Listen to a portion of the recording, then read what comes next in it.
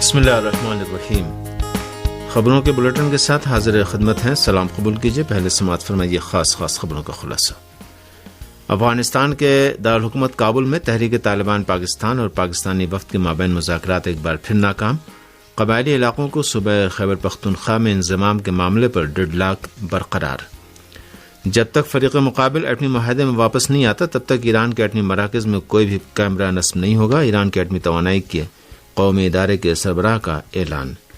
صہیونی جہریت کے خلاف اسرائیلی check post پر فلسطینی نوجوانوں کی علامتی فائرنگ۔ غرب اردن کے شہر نابلس میں صہیونی فوجیوں کی فائرنگ میں 22 فلسطینی زخمی۔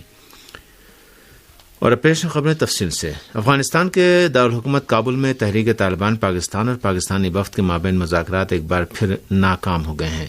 افغان نیوز ایجنسی آوا پریس کے مطابق پاکستان کے صوبہ خیبر پختونخوا کے اعلی رہنما محمد علی سیف نے کہا کہ کابل میں تحریک طالبان پاکستان کے ساتھ مذاکرات ہوئے، تاہم مذاکرات کے اس دور میں بھی طالبان کی جانب سے قبائلی علاقوں کو صوبہ خیبر پختونخوا میں ضم کرنے کے فیصلے کو واپس لینے پر ڈیڈ لاک برقرار رہا۔ انہوں نے کہا کہ پاکستانی طالبان کی پاکستان واپسی کا موضوع بھی دوسرے سیاسی، سماجی اور اقتصادی مسائل کی طرح موضوع بحث رہا۔ واضح ہے کہ کابل میں تحریک طالبان پاکستان کے ساتھ پہلے پاکستانی علماء کے وفد نے مذاکرات کے جو ناکام رہے، جس کے بعد پاکستان کے قبائلی عمائدین پر مشتمل وفد نے تحریک طالبان پاکستان کے ساتھ مذاکرات کیے اور وہ بھی بے نتیجہ رہے۔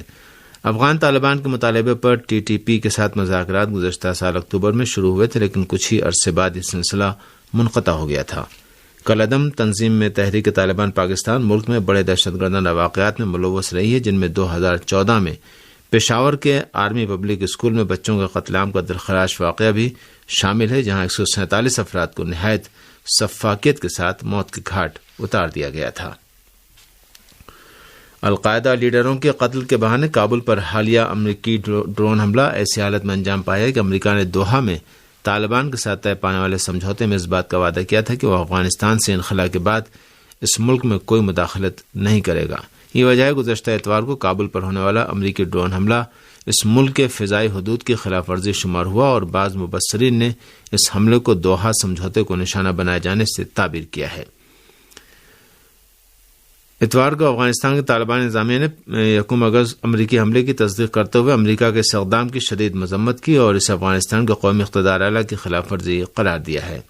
اس سلسلے میں طالبان انتظامیہ کے ترجمان ذبیح اللہ مجاہد نے ایک بیان میں اعلان کیا کہ کابل کے شیر پور علاقے میں 31 جولائی بروز اتوار ایک رہائشی مکان پر ہونے والا امریکی حملہ دوحہ سمجھوتے اور بین الاقوامی قوانین و اصول کے منافی ہے۔ اگرچہ افغانستان کی طالبان انتظامیہ نے اب تک اس حملے میں القاعدہ لیڈر کی ہلاکت کے بارے میں اپنے کسی موقف کا اظہار نہیں کیا ہے، لیکن حقیقت یہ ہے کہ امریکہ نے ایک بار پھر افغانستان کے قومی اقتدار اعلیٰ اور اس ملک کے فضائی حدود کی خلاف ورزی کی اور اس کی یہ منظوری تسلط پسندی اور دنیا کے آزاد ملکوں کے قومی اقتدار اعلیٰ کو جہریت کا نشانہ بنائے جانے کے مترادف ہے۔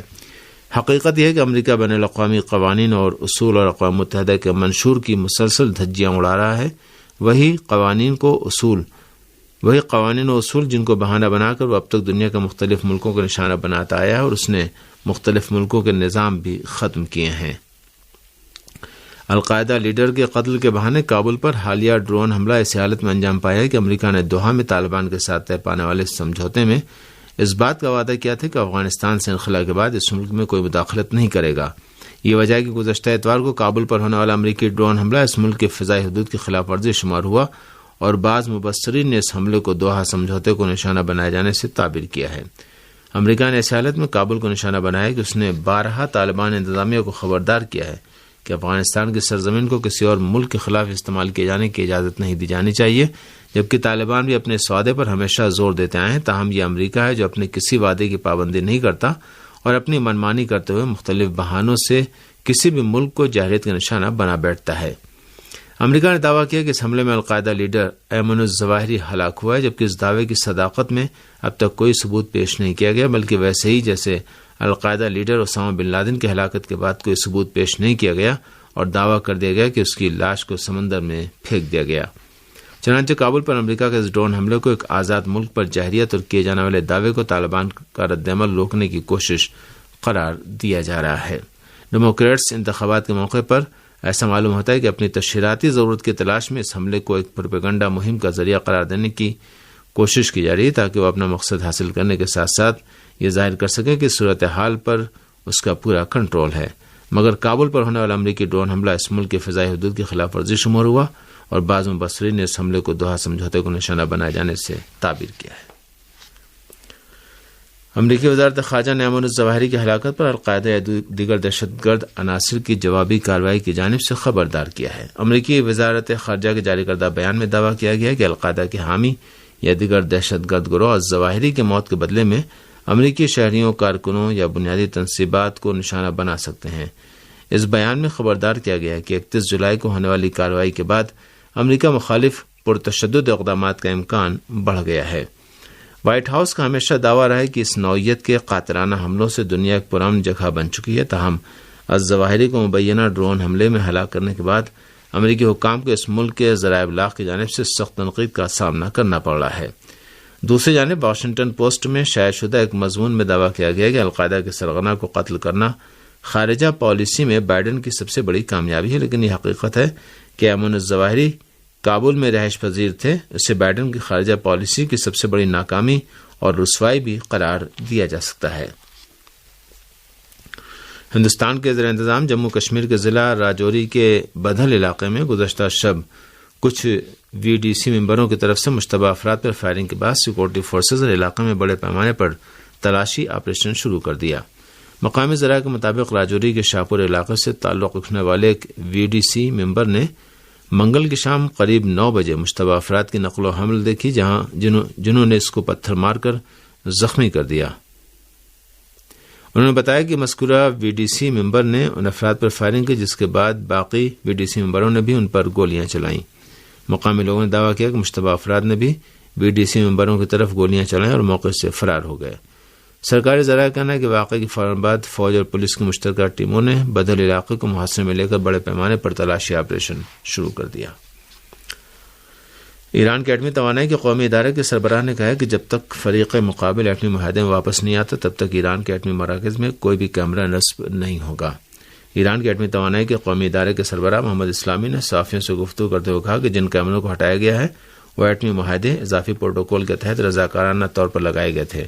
انہوں نے کہا کہ جب فریق مقابل ایٹمی معاہدے سے نکل چکا ہے اور اپنی ذمہ داریوں کا پابند نہیں ہے تو اس بات کی بھی کوئی وجہ نہیں ہے کہ ایران ایک طرفہ طور پر التوا کے شکار اس معاہدے پر عمل درآمد کرتا رہے. اسلامی جمہوریہ ایران نے امریکی عوامی نمائندگان کے اسپیکر نینسی پیلوسی کے تائیوان دورے پر رد عمل ظاہر کیا ہے. نینسی پیلوسی کے تائیوان دورے کی ایران نے مذمت کرتے ہوئے ون چائنا پالیسی کی حمایت کا اعلان کیا ہے.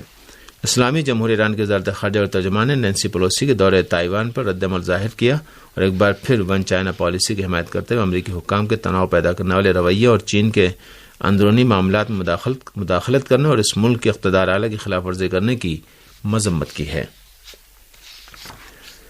پھر ذرائع نے رپورٹ دی کہ فلسطین کی تحریک مزاحمت کے جوانوں نے سینی فوجیوں کی جارحیت کے جواب میں غرب اردن کے شمال میں سینی فوجیوں کی چیک پوسٹ پر حملہ کیا ہے.